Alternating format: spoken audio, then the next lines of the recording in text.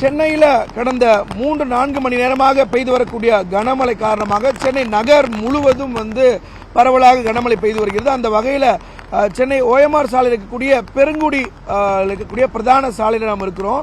இந்த சாலையில் சுமார் 1 கிலோமீட்டருக்கு கடல் நீர் போல இந்த தண்ணீர் சூழ்ந்திருக்கக்கூடிய அந்த காட்சிகளை பார்க்கலாம்.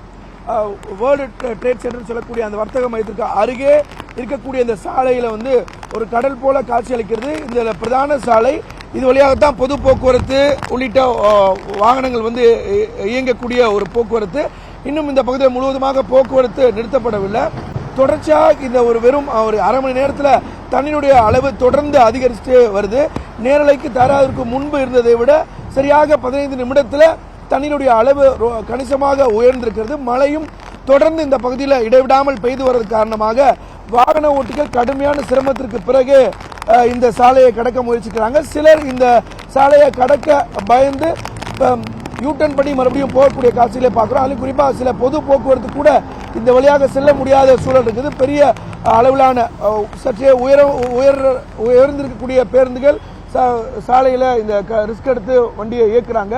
சில தாழ்வு பேருந்துகள் யூட்டன் பண்ணி வேற பாதையில் போறதுக்கான வழியும் பார்க்குறாங்க. நீங்களே பார்க்கலாம், இந்த ரோடோட சென்டர் பகுதியில் வாகனங்கள் வர முடியல. அதனால தான் ரோடோட ஒரு எட்ஜுக்கு போய் கார் அதே போல பஸ் அந்த ரோடோட எட்ஜில் போய் வராங்க. இந்த பகுதியில் மெட்ரோ ஒர்க் நடந்துட்டு இருக்கு. அதனால அங்கங்கே சாலைகளில் பள்ளம் இருக்கிறதையும் பார்க்க முடியுது. அதை வைத்திருக்கிறாங்க தடுப்பதற்காக. ஆனால் அந்த சாலையோட சென்டர் பகுதியில் அதிக அளவில் தண்ணீர் உயர்ந்துட்டே இருக்கு. மழையும் இடைவிடாமல் பெய்து வர காரணமாக இந்த பகுதியில் பொது போக்குவரத்தை இயக்குவதற்கு சாலை போக்குவரத்து இயக்குவதற்கு சற்றே சிரமமான ஒரு சூழல் இருக்குது. அந்த அடிப்படையில் தொடர்ச்சியாக இந்த பகுதியில் தண்ணீருடைய அளவு உயர்ந்துட்டே இருக்கு. சிவரஞ்சன்,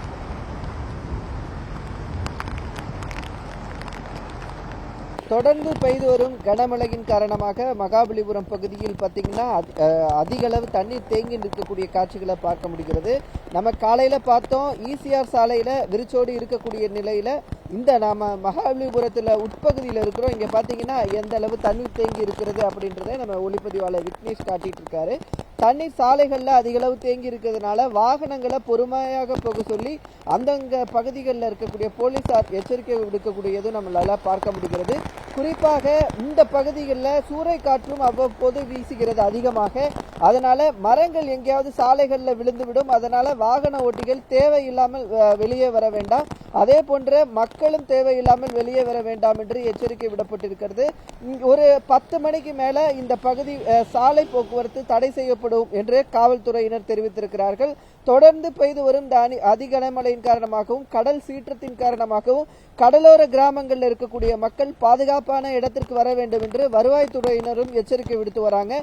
தொடர்ந்து மழை பெய்து வருவதன் காரணமாக இன்று மாலை இந்த புயலானது இந்த பகுதியை ஒட்டி கரையை கடப்பதற்கு வாய்ப்பு இருப்பதாக பார்க்கப்படுகிறது. புயலின் காரணமாக 4 நாட்களுக்கு பிறகு தற்பொழுது மழை துவங்கி இருக்கிறது. கிட்டத்தட்ட 1 மணி நேரமாக மழை பெய்து வருகிறது. அது குறிப்பிட்டு சொல்ல வேண்டும் என்றால் கிழக்கு கடற்கரை சாலையில் உள்ள கிராமங்களில் மழை கடுமையாக பெய்ய துவங்கி இருக்கிறது. இது நாம் இருக்கும் இடம் பிள்ளைச்சாவடி கிராமம். இந்த பகுதியில் வழக்கமாக மழையின் போது கடுமையான பாதிப்பு ஏற்படும், கடல் நீர் ஊருக்குள் புகும். ஆனால் இந்த மக்களின் போராட்டத்தின் காரணமாக இந்த பகுதியில் கல் கொட்டப்பட்டுள்ளன. கடல் நோக்கி கல் கொட்டப்பட்டதனால் இந்த வீடுகளுக்கு மழை நீர் வருவது, கடல் நீர் வருவது தவிர்க்கப்பட்டிருக்குது. ஆனால் அதே நேரத்தில் மீனவர்கள் நிறுத்தக்கூடிய படகுகள் அனைத்தும் நாம் பார்க்க முடியும். இவை அனைத்தும் கடற்கரையில் நிறுத்தப்படும். ஆனால் இப்பொழுது மழையின் தாக்கம் காரணமாக இவை அனைத்தும் வீடுகளிலும் கோயிலை நோக்கியும் நிறுத்தப்பட்டிருக்கிறது. அந்த காட்சியை நாம் இப்போது பார்க்க முடிகிறது. இந்த படகுகள் அனைத்தும் கோயிலை சுற்றி புதிதாக கோயிலுக்கு கும்பாபிஷேகம் நடத்த இருக்கிறது. அந்த கோயிலில் கல் கயிர்கள் கட்டப்பட்டிருக்கின்றன. அதே போல வீடுகளின் வாசல்கள் நோக்கி இந்த கயிர்கள் கட்டப்பட்டு படகுகள் நிறுத்தப்பட்டிருக்கின்றன. இந்த பகுதி என்பது 300க்கும் மேற்பட்ட மக்கள் வசிக்கும் பகுதி. இந்த இடத்தில் 100க்கும் மேற்பட்ட படகுகள் மீனவர்கள் மீன்பிடி தொழில் ஈடுபட்டு வருகிறார்கள். அரசின் எச்சரிக்கை தொடர்ந்து யாரும் கிட்டத்தட்ட 1 வாரமாக மீன்பிடி தொழில் செய்யவில்லை.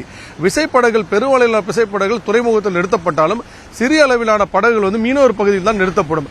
அந்த வகையில் தான் இவை அனைத்து நிறுத்தப்பட்டிருக்கு. இங்க இருக்கின்ற கேப்ப இந்த படகுகளை ஏன் அங்க நிறுத்தி வச்சிருக்கீங்க? இது மாதிரி சும்மா நாங்கள் எங்கள் தாத்தா காலத்துலேருந்து இங்கே தான் இருக்கோம். நாங்கள் இது மாதிரி கடல் சீற்றமானா கடலில் ரொம்ப கிட்ட வந்தது. அதனால் இங்கே பாருங்கள், கோயில் முன்னாடி நாங்கள் தூக்கி வச்சுக்கிறோம் போட்லாம். மண் வசதி இல்லாங்க கடல் அரிப்புனால போன வருஷத்துலேருந்து இது மாதிரி இதாக இருக்குது. போன வருஷம் ஒரு 10 வீடு வந்துச்சு. இந்த வருஷம் ஒரு ஒரு இந்த சைடு பார்த்தா ஒரு 5 வீடு ஊந்துருச்சு. இதனால எங்கள் வாழ்வாதாரம் ரொம்ப பாதிக்கப்படுது. அதுக்கப்புறம் பார்த்தா கவர்மெண்ட்ல நாங்கள் ஒரு 20 வாட்டி கிட்ட போராட்டம் பண்ணிட்டோம். இது மாதிரி 100 மீட்டர் கொட்டணும்னு சொன்னாங்க. ஆனால் 40 மீட்டர் தான் கொட்டிக்கிறாங்க. புயலுக்கு முன்னாடியே வந்து கடல் இவ்வளவு உள் வாங்கியிருக்கு, கடல் தண்ணீர் வந்து இருக்குது, படகுல ஏற்றிருக்கேன். இன்னும் தண்ணி வந்ததுன்னா அந்த படகுல என்ன பண்ணுவீங்க? அதுதான் என்ன பண்றதுன்னு தெரியல எங்களுக்கு. இப்போ இதனால எங்கள் வாழ்வாதாரம் பாதிக்கப்படுது. இப்போ நாங்கள் கவர்மெண்ட் கிட்ட கேட்டால் அவங்க என்ன சொல்றாங்க, 4 கிலோமீட்டர் தள்ளி போட்டை வைக்க சொல்றாங்க. இதனால எங்கள் போட்டு தான் டேமேஜ் ஆகும். இது நிச்சயமாக மீனவர்களின் வாழ்வாதாரம் கடுமழையில் பாதிக்கப்படும் தான் இயற்கை பேரிடரில்.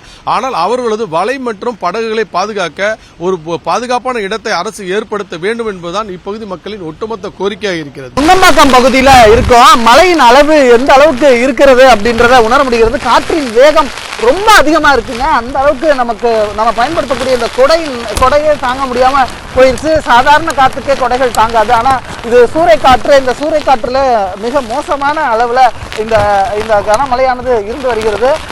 ஒளிப்பதிவாளர் ரம்ஜித் அதை உங்களுக்கு காட்சிப்படுத்திக்கிட்டு கொண்டிருக்கிறார்.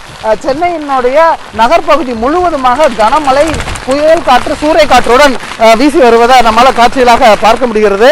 சென்னை மக்கள் மிக எச்சரிக்கையுடன் இருக்கணும்.